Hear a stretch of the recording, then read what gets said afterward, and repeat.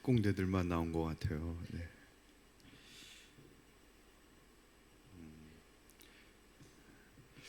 근데 이렇게 특공대라도 우리가 한 마음으로 그렇게 하나의 말씀으로 또 우리가 또 믿음 가운데 뜨겁게 우리가 하나가 되면요, 100명도 200명도 300명도 감당하는 또 그러한 또 놀라운 기적들이 교회는 늘 일어납니다, 여러분. 오늘 하나님 예배하신 또 말씀의 은혜 많이 받으시고 그 말씀 받으셔서 또 우리 교회와 우리 가정에서 하나님 맡겨주신 사명들, 여러분들에게 특수부대 요원들처럼 나오셨는데 잘 감당해내시기를 주님의 이름으로 축원합니다. 이것이 계속 부흥회로 또 이어지고, 그래서 이번 주일 예배 부흥회 때는 또 우리 모두가 하나님의 임재와 하나님의 또 역사하심을 이번 주일날 우리가 다 고백할 수 있게 되기를, 이제 나비 효과처럼 이게 이제 계속 쌓여가는 거거든요. 여러분, 이제 또 거기에 여러분들이 축복의 주인공들 되시기를 주님의 이름으로 축원합니다. 창세기 4장을 보면은 아담과 하와가 에덴 동산 바깥으로 쫓겨나와서 자녀를 낳는 것으로 시작합니다. 두 형제가 각자의 소산으로 하나님께 제사를 드리는데, 가인은 농사하는 자로서 땅의 소산을 드렸고요, 아벨은 양치는 자로서 양의 첫 새끼와 그 기름을 드렸다고 나옵니다. 근데 여기서 인류 최초의 비극적 갈등이 시작이 됩니다. 4절 5절 오늘 말씀해 보면 여호와께서 아벨과 그의 제물은 받으셨으나 가인과 그의 제물은 받지 아니하셨다라고 기록이 되어 있습니다. 많은 성도님들은요, 하나님께서 왜 가인의 제사를 거절하셨는지 그 이유를 궁금해합니다. 어떤 분들은 가인이 피가 없는 곡식을 드렸고 아벨은 피가 있는 짐승을 드렸기 때문에 라고 이렇게 해석을 하기도 합니다. 물론 피 흘림이 성경에서 속죄의 모형인 것은 분명히 맞습니다. 그러나 레위기의 제사법을 보면은요, 곡식으로 드리는 제사가 뭐가 있죠? 소제가 분명히 곡식으로 드리는 제사. 가난한 자들은요, 곡식으로 드리는 소제를 드릴 수 있도록 레위기 제사법에 보면은 하나님이 받으시는 거룩한 제사법 중에 하나로 분명히 소제를 그렇게 허용을 한 걸 보면, 이게 꼭 곡식으로 드렸기 때문에 하나님이 받지 아니하셨다라고 하는 것은 결정적인 이유가 될 수 없습니다. 오늘 성경의 표현을 주의 깊게 보게 되면 하나님이 아벨과 그의 제물, 아벨의 제물을 받으셨다 그랬어요. 그죠? 여호와께서 아벨과 그의 제물을 받으셨으나 그러나 가인과 그의 제물은 받지 아니하였다. 하나님께서 제물만 따로 받으시는 것이 아니라 제물을 드리는 사람을 먼저 받으셨음을 알 수 있습니다. 여러분, 아벨도 받았고 그의 제물도 받았다라는 거예요. 그죠? 근데 제물보다 뭐가 더 앞서 나와요? 사람이 더 먼저 등장하는 거예요. 아벨의 제물을 하나님이 받기 이전에 뭘 먼저 받으셨다고 나와요? 분명히 오늘 성경에 보면 아벨을 먼저 더 성경 저자는 먼저 더 기록을 하고 있습니다. 이 사실을 통해서 알 수 있는 대목은 무엇이냐면, 가인의 제사가 하나님께 거절당한 이유는 제물의 문제가 아니라 사실은 가인이라고 하는 존재, 가인의 삶이 하나님께 연락되지 않았기 때문이다라는 사실을 우리는 알 수 있는 것이죠.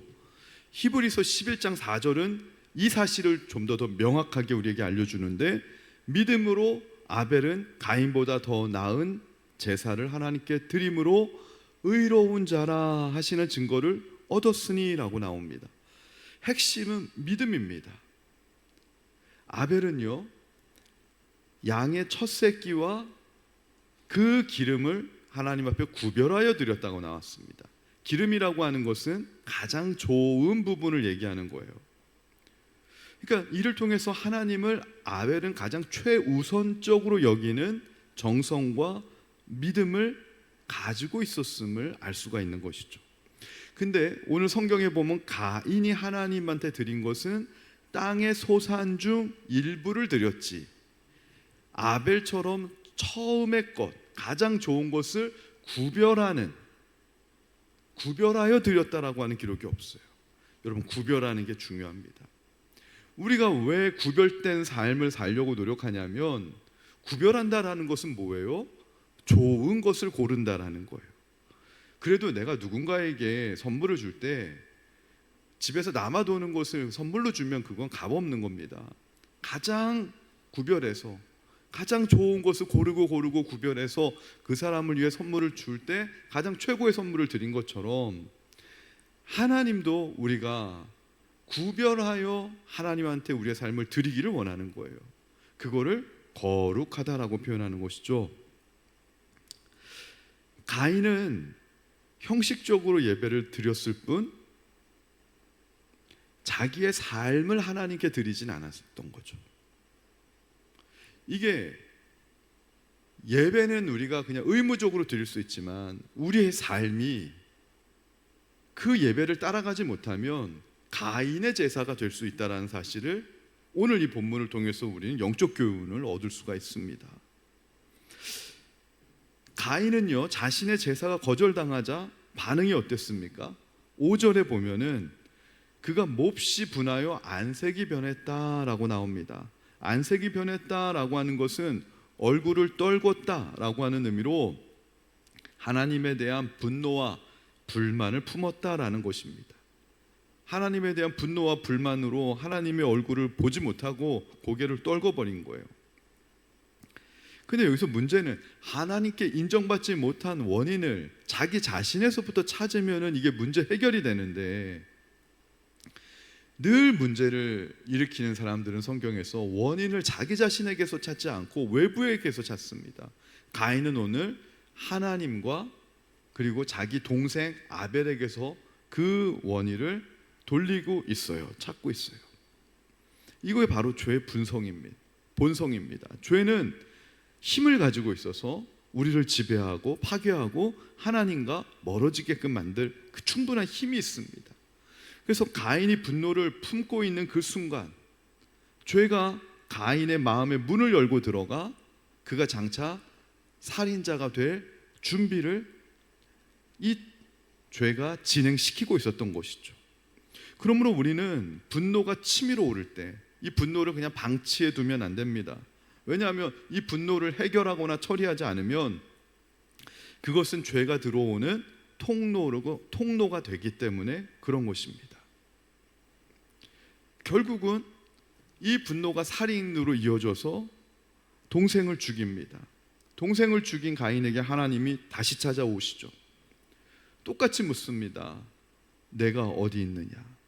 아담이 범죄할 때 내가 어디 있느냐라고 물었던 것처럼 가인에게는 내 아우 아벨이 어디 있느냐를 찾습니다. 하나님께서 이 질문을 정말 몰라서 가인에게 물었던 것이 아닙니다. 회개할 기회를 가인에게 주기 위해서 물은 것이죠. 우리 하나님이 왜 모르시겠습니까?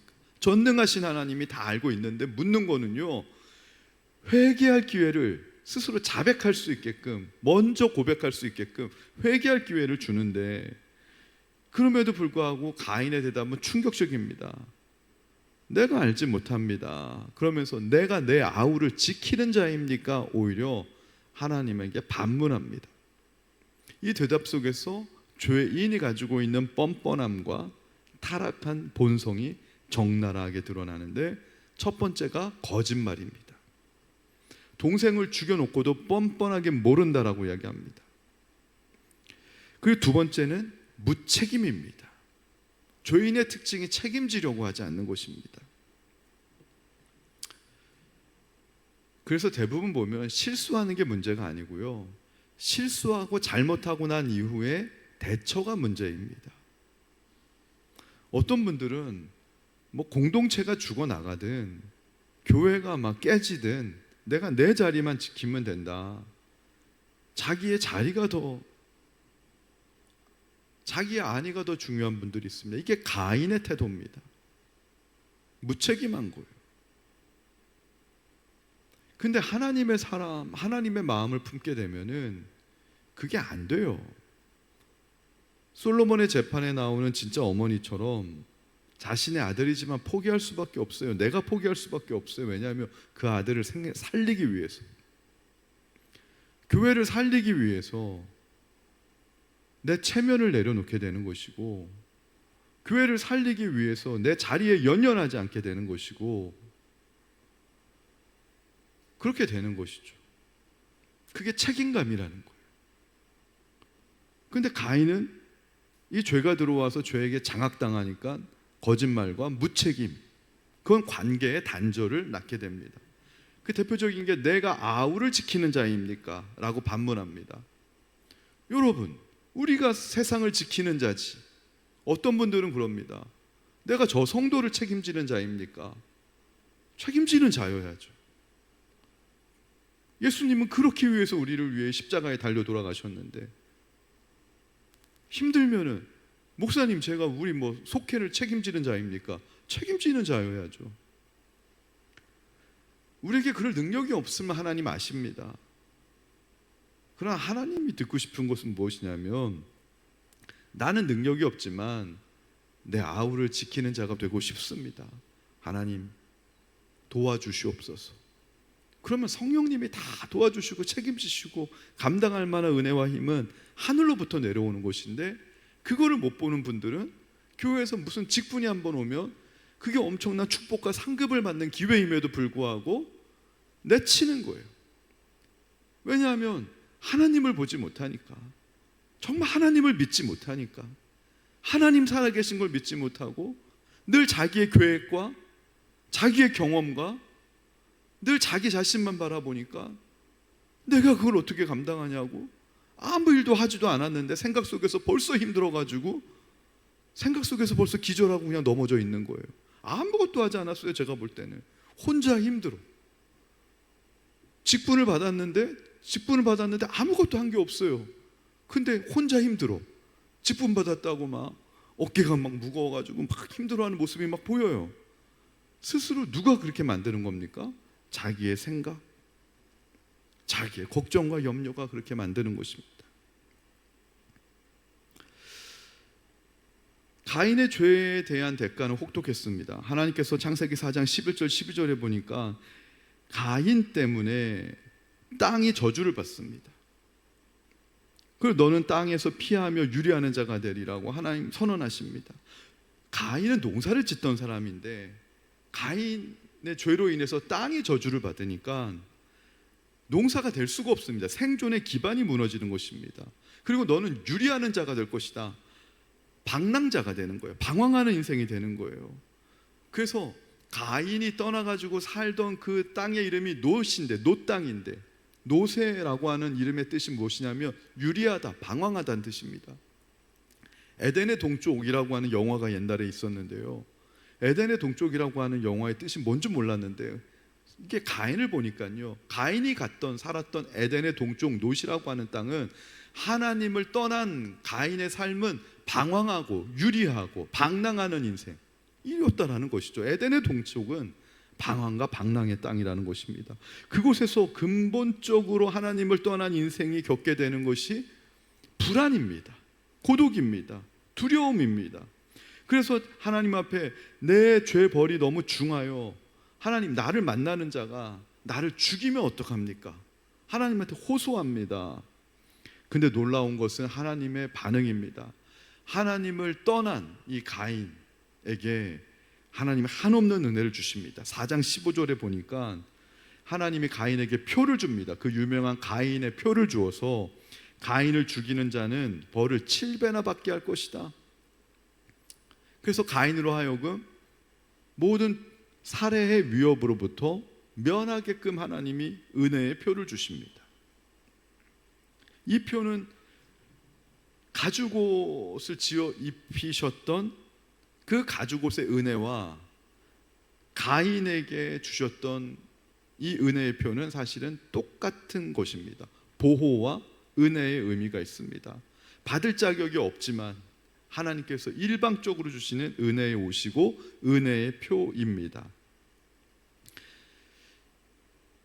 그런데요, 가인이 그러면 하나님께 돌아가야 되는 거 아닙니까? 이 정도까지 은혜를 받으면. 근데 가인은 이런 하나님의 은혜를 받고도, 가인의 표를 받고도 하나님을 떠납니다. 그래서 놋 땅에 가가지고 아이를 낳는데 그 아이의 이름이 에녹입니다. 그리고 거기서 성을 쌓습니다. 성을 쌓는다라는 의미가 무엇이냐면 하나님의 보호를 신뢰하지 못하겠다. 그래서 스스로 내 자신을 지키기 위해서 벽을 쌓고 울타리를 만들겠다. 이게 성을 쌓는다라는 의미입니다. 이 성을 쌓는다라는 것이 무엇이냐면 세상 문명의 시작입니다. 그리고 그 성을 하나님의 이름을 따지 않고 자기 자녀의 에녹이라고 하는 이름을 따서 에녹성이라 부릅니다. 그러면서 자기의 모든 것을 아들에게 유산으로 이어줌으로써, 물려줌으로써 영생을 살아가야 될 인생이 영생 대신 자식에게 유산을 물려주는 것으로 대체 영생을 살아가려고 자신의 그 영생에 대한 불안감을 해소하려고 하지만, 여러분, 이건 하나님이 기뻐하는 게 아닙니다. 자녀들에게 물려줘야 될 것은 부모의 유산, 에녹성이 아니라 하나님의 유업을 물려주라고 성경은 이야기합니다. 자녀들한테 그 많은 재산 물려줘봤자 자녀들이요, 그거 다 가지고 부모의 이름 다 잃어버립니다.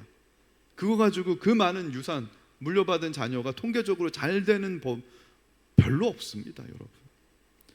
근데 어쨌든 간 이것이 에녹성이 세상 문명의 시작이라고 성경은 이야기합니다. 가인의 후예들이 화려한 문명을 꽃피우는데 가인의 자녀 중에 야발은 목축의 조상이 되고요, 유발은 예술의 조상이 됩니다. 그리고 두발 가인은 기계 문명, 철, 동, 그런 기구의 조상이 됩니다. 그리고 이 세상 문명의 정점을 찍는 인물이 나오는데 라멕입니다. 라멕은요, 성경에서 최초로 두 아내를 취한 남성입니다. 하나님의 가정 질서를 파괴한 사람으로 나오고요, 자신에게 상처를 입힌 자는 소년이라도 그걸 죽여놓고 살인하고 자랑스럽게 노래합니다. 가인을 위하여는 벌이 7배 1치인데 24절입니다. 라멕을 위하여는 벌이 77배입니다. 하나님의 은혜의 표인 가인의 표를요, 이 라멕은 자신의 폭력과 살인을 정당화하는 도구로 악용하는 모습을 보여줍니다. 이를 통해 알 수 있는 사실이 무엇입니까? 하나님이 없는 문명은 겉으로는 화려하고 풍요로워 보일지 몰라도 그 내면은 폭력과 교만과 쾌락으로 병들어가고 있다는 사실을 보여주죠. 그러나 여기에서 하나님은 인류에게 다시 소망을 주시는데 그것이 죽은 아벨 대신 셋이라고 하는 아들을 아담과 하와에게 허락합니다. 이 셋이 아들을 낳았을 때 그 아들의 이름을 에노스라고 부르는데, 이 에노스가 성경에서는 굉장히 중요한 전환점으로 기록이 됩니다. 왜냐하면 26절에 보면 그때의 사람들이 비로소 여호와의 이름을 불렀기 때문입니다. 그럼 에노스가 왜 중요하냐? 에노스라고 하는 이름의 뜻이 이겁니다. 죽을 수밖에 없는 연약한 존재. 따라해 볼까요? 중요합니다.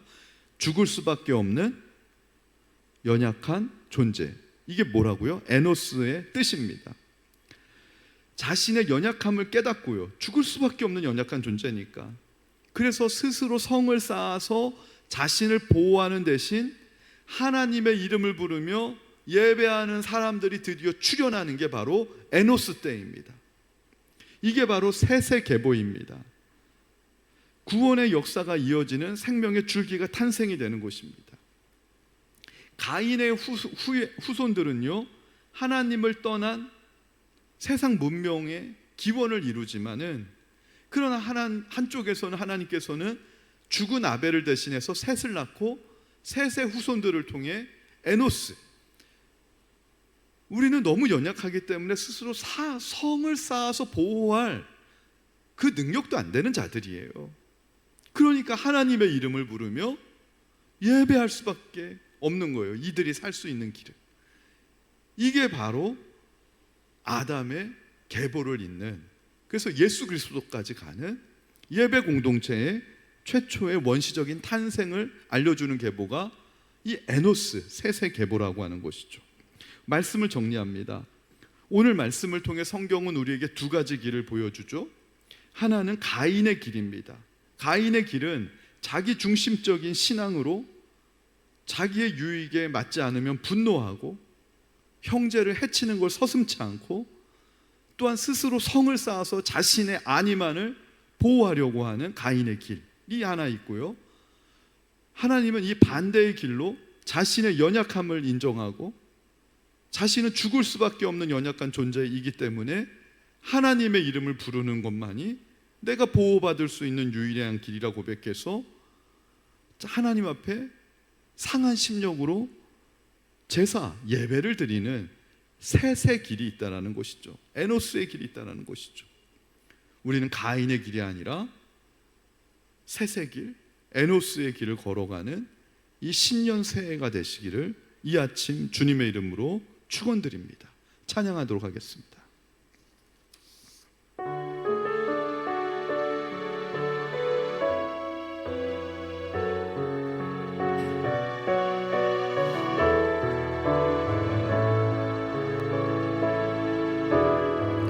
나의 영혼이 잠잠히 하나님만 바라며 나의 구원이 그에게서 나는도다.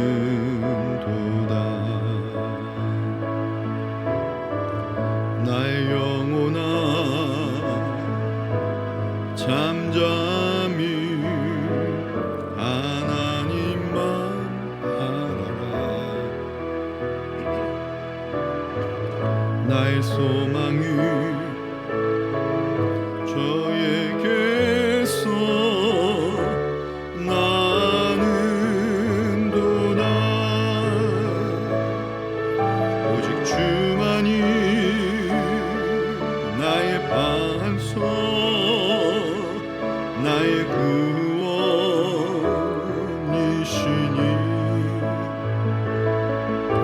오직 주만이 나의 산소, 내가 요동치 아니하리. 나의 영혼이 잠잠히, 나의 영혼이 잠잠히 여호와를 갈망하며 나의 입술이 여호와를 찬양하리.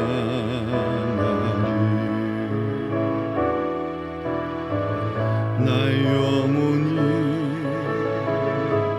즐거이 여호와를 따르리니 나의 평생에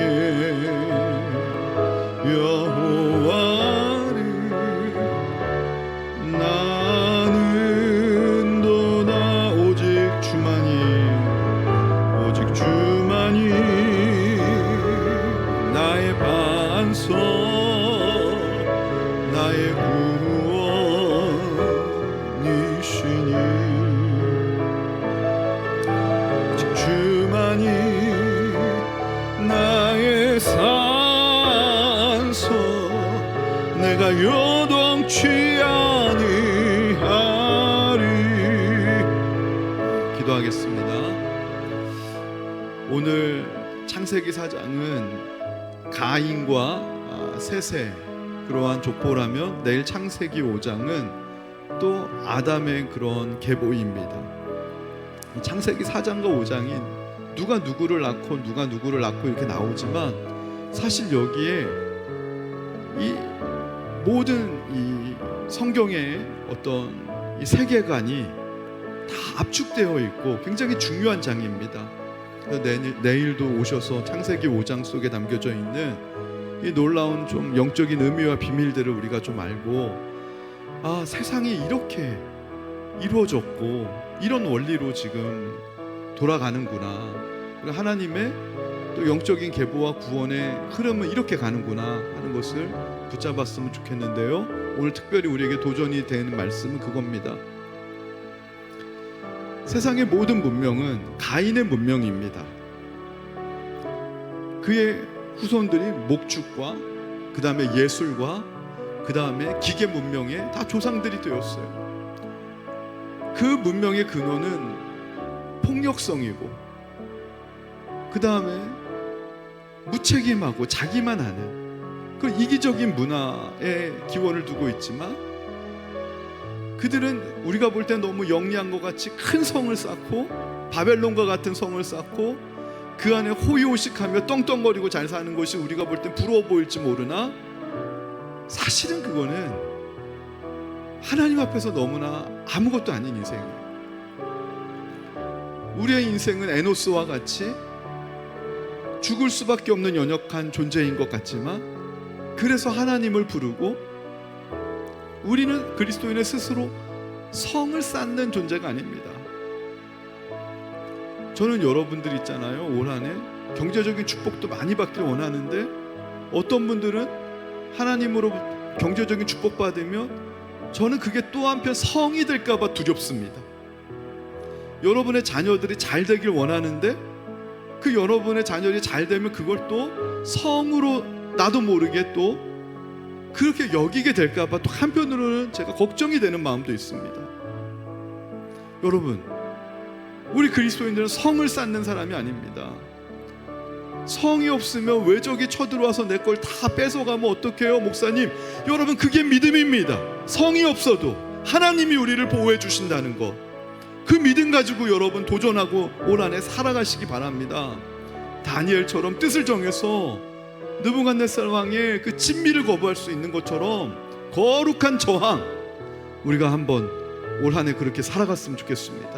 셋과 같이 하나님 아버지여 그렇게 성 쌓지 않고 하나님의 이름을 부르고 예배하는 하나님, 그런 백성 되게 해달라고 이 시간 주님의 이름 한번 외치고 기도하시다가 돌아가겠습니다. 주여, 하나님 아버지 은혜를 감사합니다.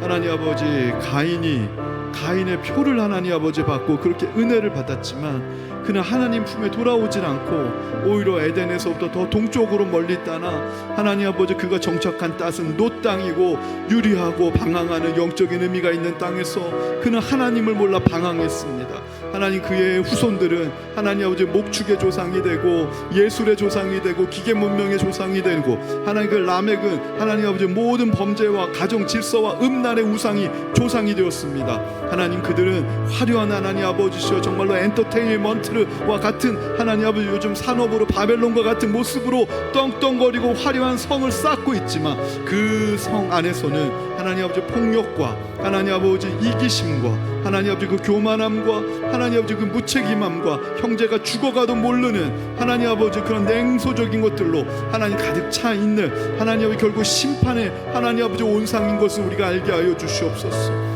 하나님, 우리 그리스도인들은 그런 것들을 부러워하는 것이 아니라 새생 하나님 아버지 길을 걸어가게 도와주시옵소서.